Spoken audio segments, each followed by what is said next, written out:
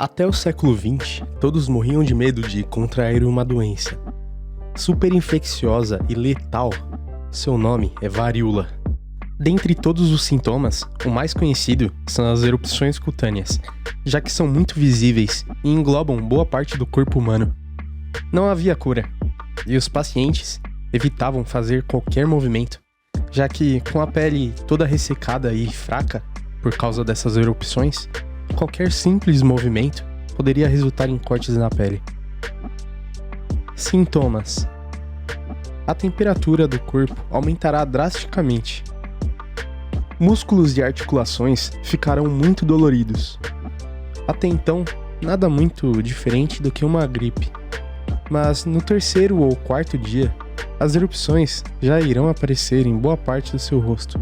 E então, sucessivamente, no pescoço, peito, tronco, braços, pernas e, finalmente, nas mãos e nos pés.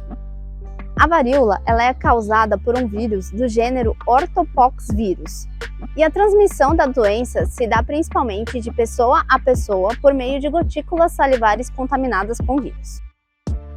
A Covid-19, em levantamentos ainda não concluídos, possui de 0,5 a 1% de letalidade. O sarampo chega a 2%. A gripe espanhola chegou a 2,5%. A malária chega a 15%, mas a taxa de letalidade da varíola é de 30%. Ou melhor, era de 30%, já que a varíola foi erradicada. Já eu te explico, mas vamos saber primeiro sobre o paradeiro. A varíola é uma doença muito antiga que se dava em animais domesticados, dos primeiros agrupamentos agrícolas com a criação de animais. Ainda assim, os primeiros humanos a contraírem a doença, eles eram dos primeiros agrupamentos agrícolas que provinham da região da Ásia e da África.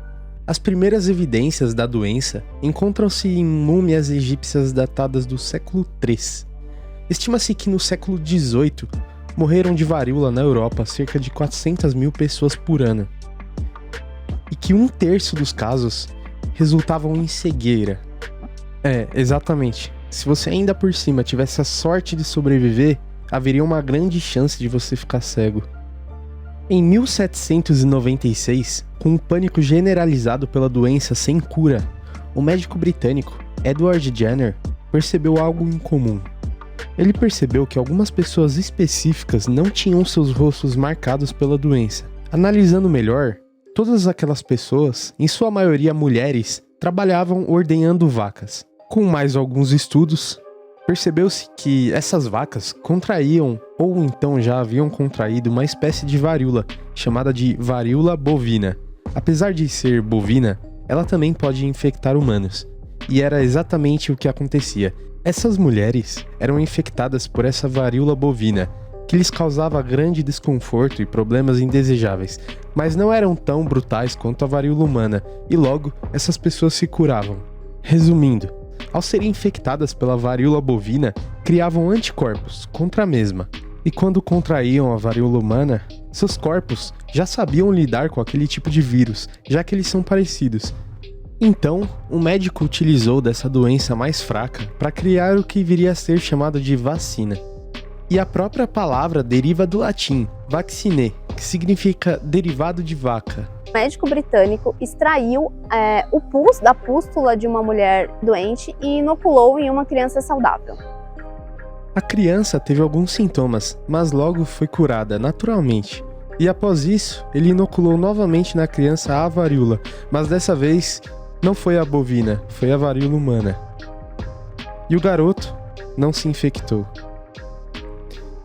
E esse foi o começo do fim de uma doença que já havia tirado milhões de vidas.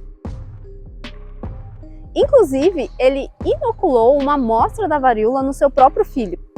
Ele fez isso para poder provar para a sociedade científica da época que a inoculação com a varíola era extremamente eficiente.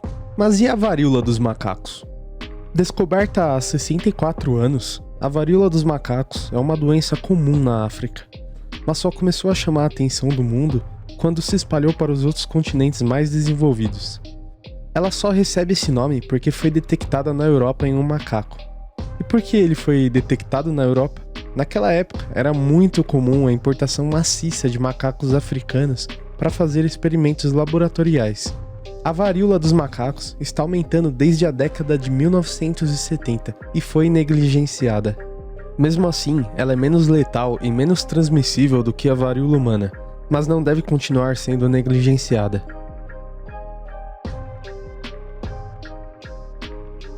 Esse vídeo deu muito trabalho.